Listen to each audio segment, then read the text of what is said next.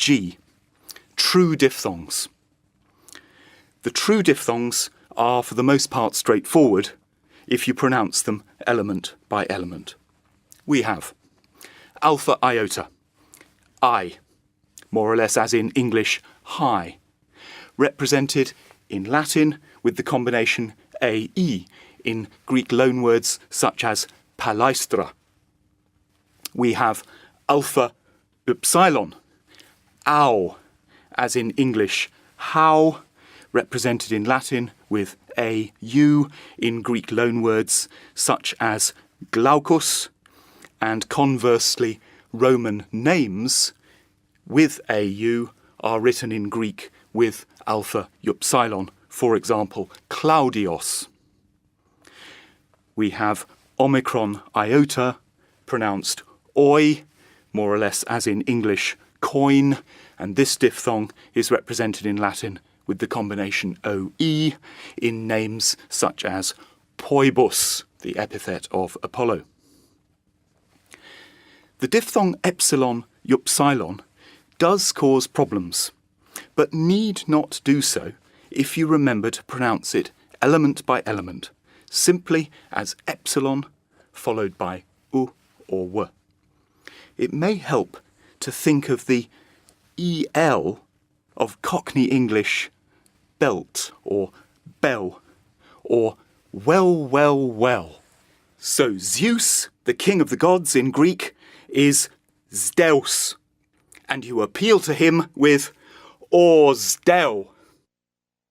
Finally, there is the diphthong upsilon iota, which is rare, but which occurs in the very common and important word for sun, huios. It is vital to pronounce the upsilon here as the vowel u. It is worth practicing this word, as it is so very common, not least in section 5 of the course. The diphthong upsilon iota occurs only before vowels and illustrates a final important point, namely that iota or upsilon between vowels, that is, in a diphthong before a vowel, is pronounced double. So, huios or poior, I do or make, with double iota, and similarly, pauwar, pauwamai, I stop, basileuwar, I am king, keleuwar, I command, and so on, with double upsilon. H. Long diphthongs.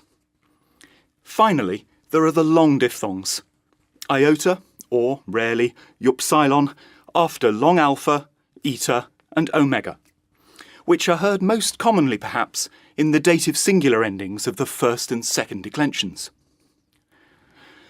Probably these sounds were all diphthongs in our period. So, hermeterai, our, in the feminine definite article, te, and the masculine and neuter definite article, toi. A diphthongal pronunciation has the advantage of making it crystal clear that these endings have a final iota. The practical problem for us is distinguishing them from the short diphthongs. We have opted for the simpler expedient of pronouncing the long diphthongs as long vowels on the CDs, that is, without the iota. Inscriptional spellings indicate that this is how they were in fact pronounced by the end of the 3rd century BC, at the latest.